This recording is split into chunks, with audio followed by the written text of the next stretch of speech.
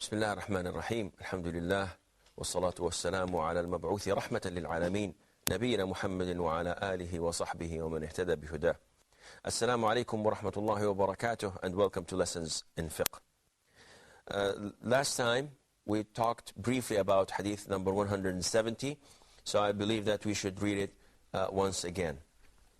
Narrated Abu Sa'id radiallahu anhu, Allah's Messenger sallallahu alayhi wa sallam said, when any of you comes to the mosque, he should look, and if he sees impurity or filth on his sandals or shoes, he should wipe them and then pray in them. Now this hadith tells us that there's a condition of salat here. One of the conditions of salat, which is? Purity. And we've mentioned before that purity, in the sense, is divided into two when we talk generally about purity. Divided into two sections. The first section is removing the physical impurity, which is the najasa, from the place where I pray, from my clothing, and from my body. So it's a physical thing that I should wash it off. I can see it. So this is the first division. The second division is lifting a state that is not physical. Lifting this state, it's called hadath, can be done either by the total or obligatory bath, ghusl, or by performing ablution. And this state comes if a person either has intercourse, in the case of total ablution, or if a female is menstruating and she's pure, or after she gives birth and the bleeding stops, she's pure, she takes this obligatory bath. And the other state of impurity, which is done by if you make any nullification, any of the things that nullify your wudu, then you have to perform ablution again. So this is tahara. This is how we define tahara, by talking about both divisions. Now in this hadith, the Prophet ﷺ used to pray wearing his sandals or shoes. And the companions used to do this. So in order for you to pray wearing your sandals or shoes, you have to do something. And what is that, Noor? We have to see our shoes or sandals, is it clean or not? If it's clean, yes, from any impurities. Because if they have tar, for example, on them, can I pray with them? You know tar? Zift. If there's tar on my shoes, can I pray with them? Sure. Noor says no. Muhammad says no. Fadi. Is it najis or not? I don't know. You tell me. Is it? I think you can pray with it. When you ask people, how do you feel? He says zift. So it's his tar, you know, his life is tarnished. Mustafa. Well, everything by default is pure, unless there is something from the Quran and the Sunnah that proves it is impure. Which means? It's pure. It's pure. Abu Malik. If it's dry, then it's alright. If the tar is dry, then it's fine. Okay, what about if it's wet? Well, if it's wet, it'll be kind of hard to walk with it, originally, so... No, it's sticky, it's sticky. It's just fresh and it's on your thobe. Can I pray with it? It's on the thobe? Yes. Yes, I assume you can. If it's not going to affect the mosque or anything? No, it's not going to affect the mosque. So, again, you have to know what are the things that are impure, what are the things that are najis, so that you can determine if I can pray or not.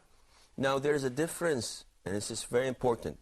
There is a difference between najasa, things that are impure, and things that are not clean. You may have things that are very clean and considered to be impure. For example, a great number of scholars say that alcohol is najis physically, which means that if you have a bottle of perfume and it's very nice, it smells nice, it's considered to be very clean, yet in their opinion it's considered to be najasa. Now, is this the authentic opinion of scholars? No, it's not. The authentic opinion of scholars that alcohol is not physically impure. This means that you can put perfumes, you can wear your perfume and pray. There's no problem in that, even if it contains alcohol. And on the contrary, you could have things that are considered to be not clean, yet you can perform wudu with.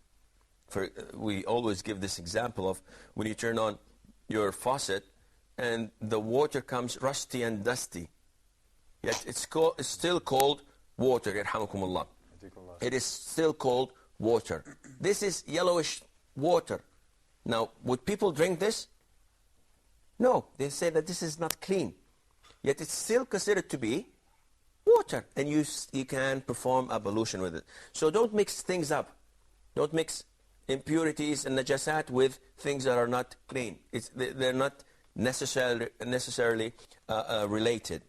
Now, this also means that if any of us has any impurities, any najasat, whether on his clothing or body, must not be allowed in the mosque. Because the mosque is a holy place, it's a sacred place. Only those who are pure and capable of performing prayer should only be in there. The question that I would like to ask you would be, what happens if I enter the mosque with a najasa on my thobe, on my clothes, and I was not aware of them or of it, and I performed the prayer, and after I performed the prayer I found this najasa, this impurity. Should I repeat the prayer or not, and justify your choice with evidence from the Quran or from the Sunnah? This sounds like a good test. Let's see Brother Noor. You have to repeat again, because one of the conditions of prayers must be pure. Purity. So, yes, Okay. must be pure. It's according to the hadith that we have read before. Okay, Fadi. I'm of the same opinion. You have to be pure in order to pray, and in order to be pure, you have to have the both conditions, performing ablution and removal of anything najasa, and there's a najasa on, so I'm not pure, so I can't pray. So I have to repeat the prayer. Mustafa. Yes, purity Same. is a condition. Okay. Yes, so. Abu Malik. Well, if we go back to the hadith of the Prophet ﷺ, there was najasa on his sandals, and Jibreel told him, and he took it off. He didn't stop his prayer and redo it. He just took it. He just removed the najasa and completed his prayer. So if you find it after the prayer, I don't think you have to do the prayer over again. But in the middle of prayer, you have to remove the article that has it on, if we can. Okay, Mustafa. I agree with the word. You agree with Abu Malik. Muhammad. No, I think he don't have to repeat, because in hadith that we said that al-khata wa nisyan.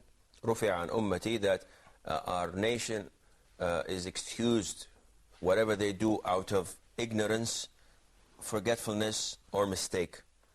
Okay, now what Abu Malik said and was agreed upon by Mustafa is the authentic opinion. It was reported that the Prophet ﷺ once prayed a congregation wearing his sandals, and all the companions were wearing their sandals too, because they wanted to follow the Prophet ﷺ exactly in everything that he does. And in the middle of the prayer, the Prophet ﷺ took off his sandals and put them aside. So the companions immediately took off their sandals and put it aside. And when the Prophet ﷺ finished prayer, he asked them, "Why did you take off your sandals during prayer?" They said, "Well, that's easy. You took it off, we took it off. You are our leader. Whatever you do, we follow you." He told them, "The archangel Jibreel came to me and told me that there is impurity on your sandals. So I immediately took them off.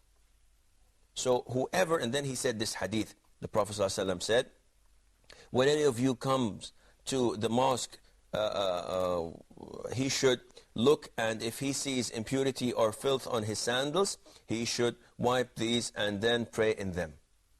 So this is the origin of the hadith.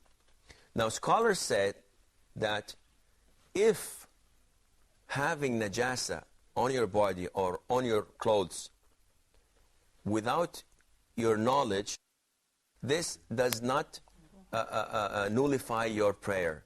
Because if it nullifies your prayer, the Prophet ﷺ would have stopped prayer and restarted it again. Because he had impurities on his sandals. Which means that it is not something that nullifies prayer unless you know it.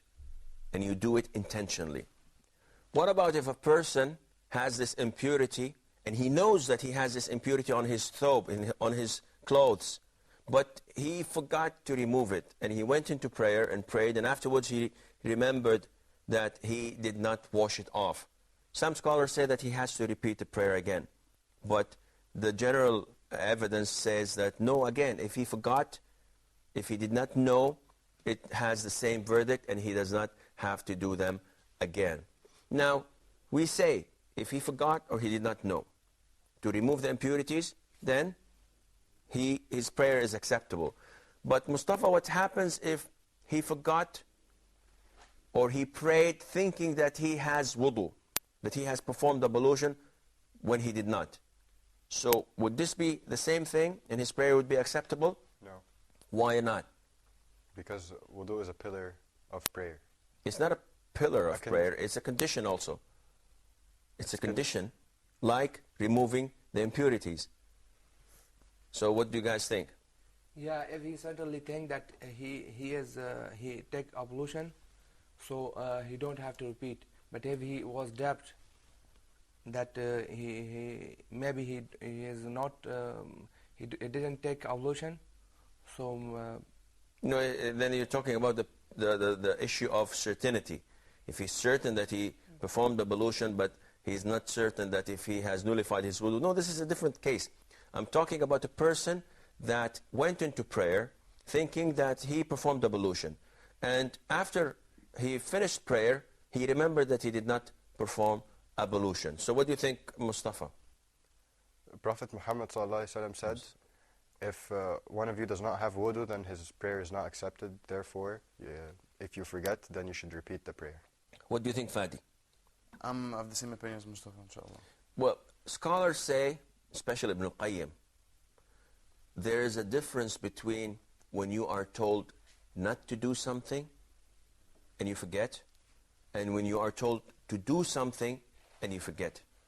So the things that you're forbidden to do, if you do them unintentionally, due to forgetfulness or due to ignorance, you don't know that it's not acceptable, then there is no problem. Whatever was done, and there's no thing for you to do. But if you were told to do something and you forget it out of forgetfulness, then you have a problem. I'm going to reiterate on this point, inshallah, just after the break.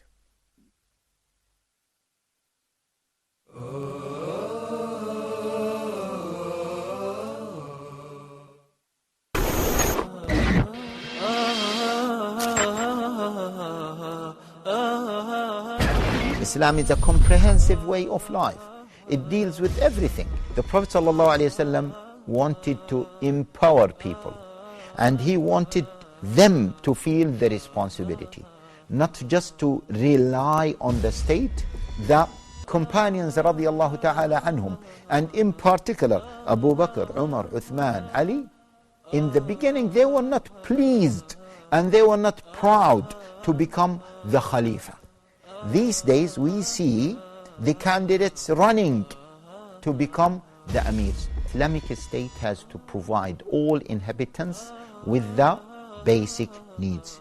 It has to fulfill their basic needs. One of the main foundations of the Islamic State is to establish justice.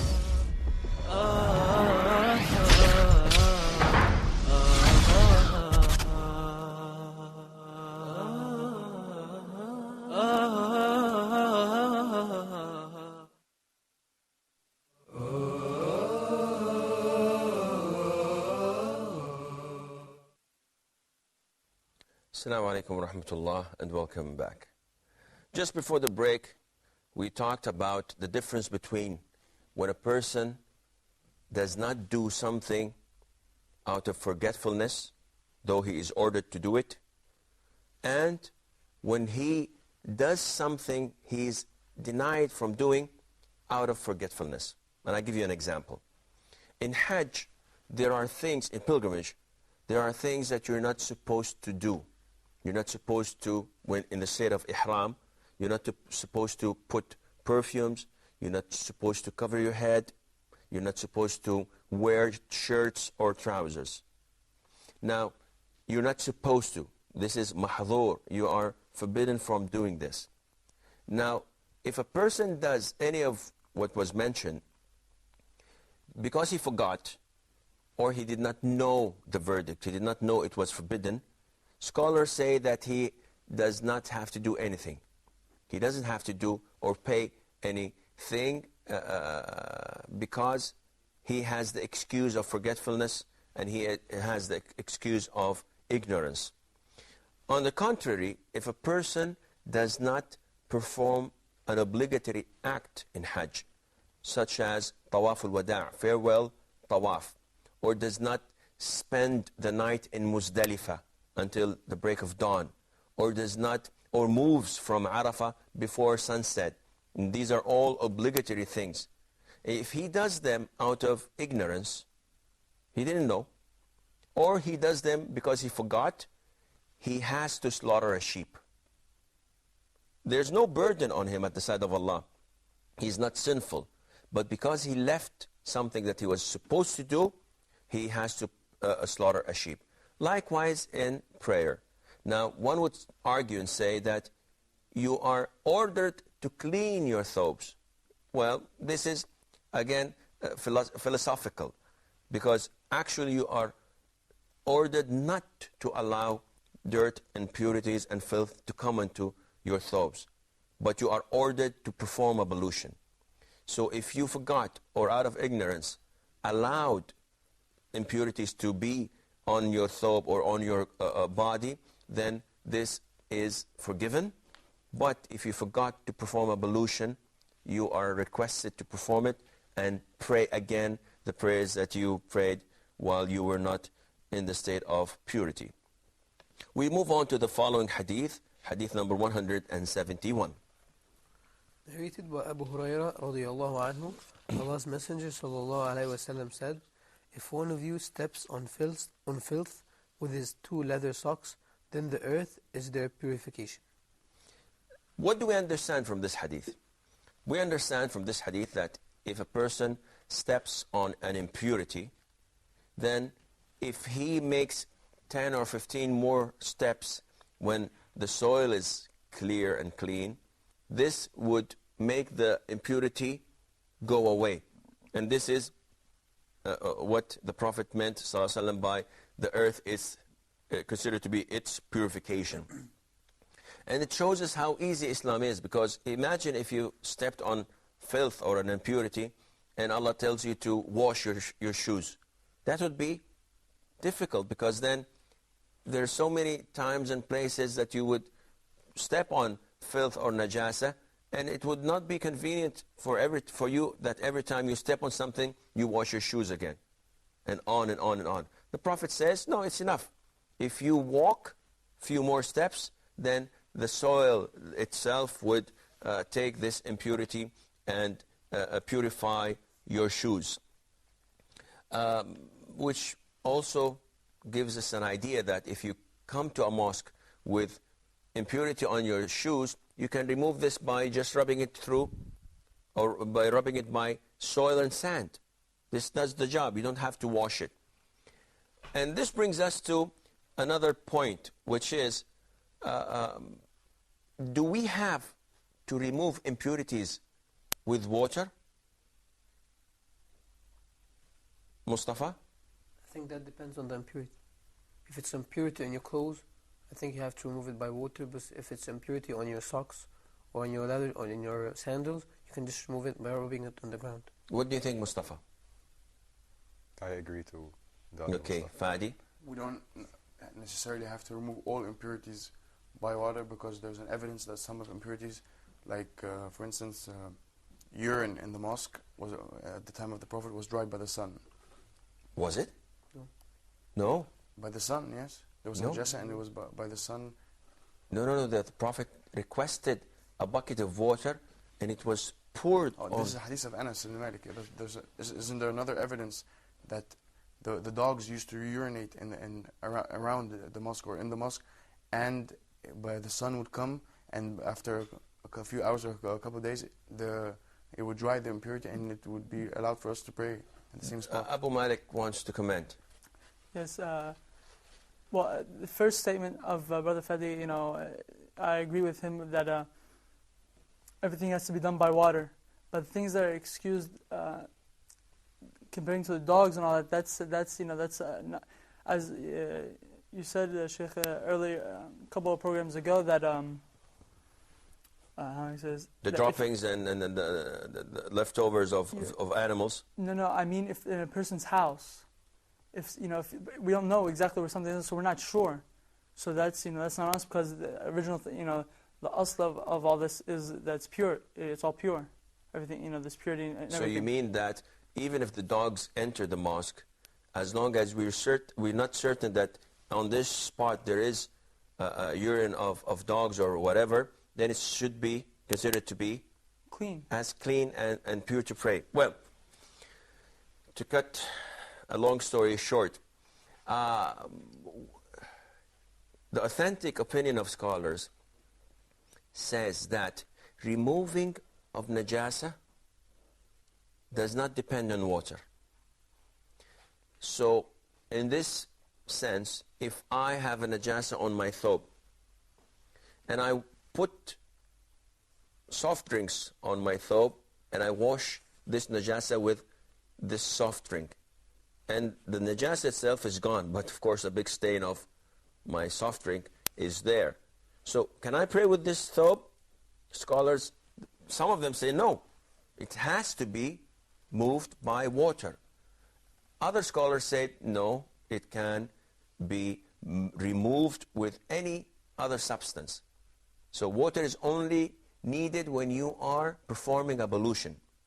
I cannot bring my tea and perform ablution with my tea. But I can remove filth and impurities with my tea. Because as long as the impurity is there and present, I cannot pray. Now, how it moves out, how it's transformed, how it is cleaned, this is another issue.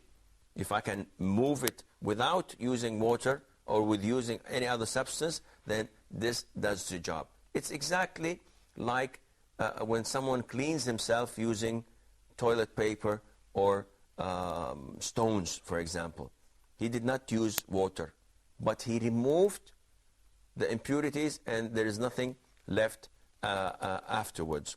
And this shows us, alhamdulillah, that it is easy for us to remove the najasat and to have one clean. I believe that we have two comments, so we begin with Abu Malik.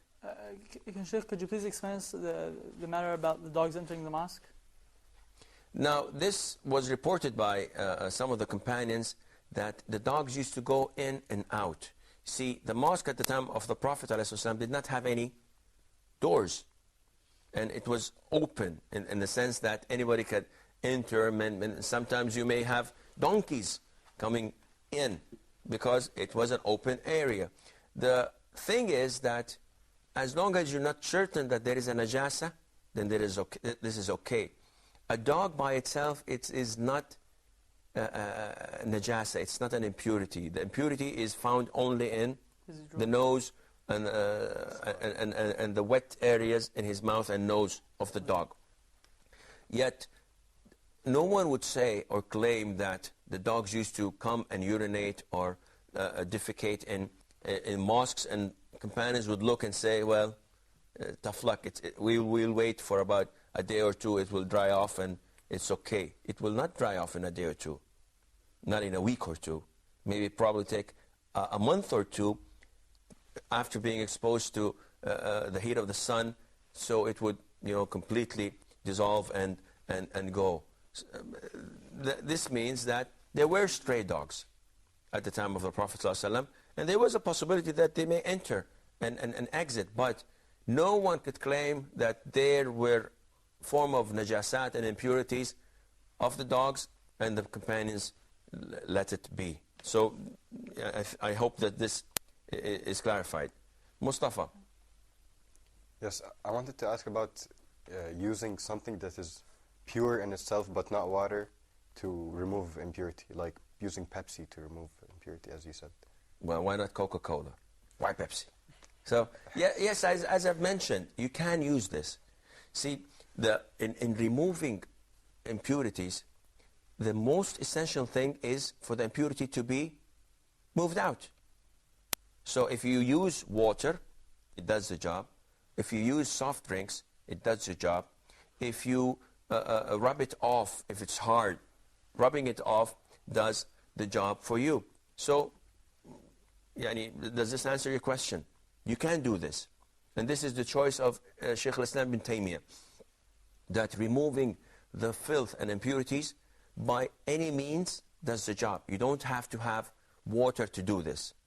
Of course, some scholars say you have to. Does this also include ghusl? Can you do ghusl with anything? Now, I think I made myself clear. There is a difference between removing impurities and there's a difference between lifting al-hadath. Now, to perform ablution or to perform obligatory bath, you have to have water. There is no substance that does or take the role of water, except when you cannot use water, then you do tayammum, the dry ablution using the soil. But for removing the filth from the place where I'm praying, for example, if there's urine in the place where I usually pray, and I traveled and I came after 1 month, it was exposed to the sun, I come, the stain is not there, the smell is not there, the taste, I'm not going to eat my carpet though, it has gone, it's dissolved, it's disappeared completely. Do I have to wash it again? No, I don't. I can pray, because there are no characteristics of najasa, no smell and no color, no taste, and so on. And even the color, some scholars have their different opinions regarding it. I'm afraid that this is all the time we have for today's program. So inshallah, until we meet next time, fi amanillah, wassalamu alaikum wa rahmatullahi wa barakatuh.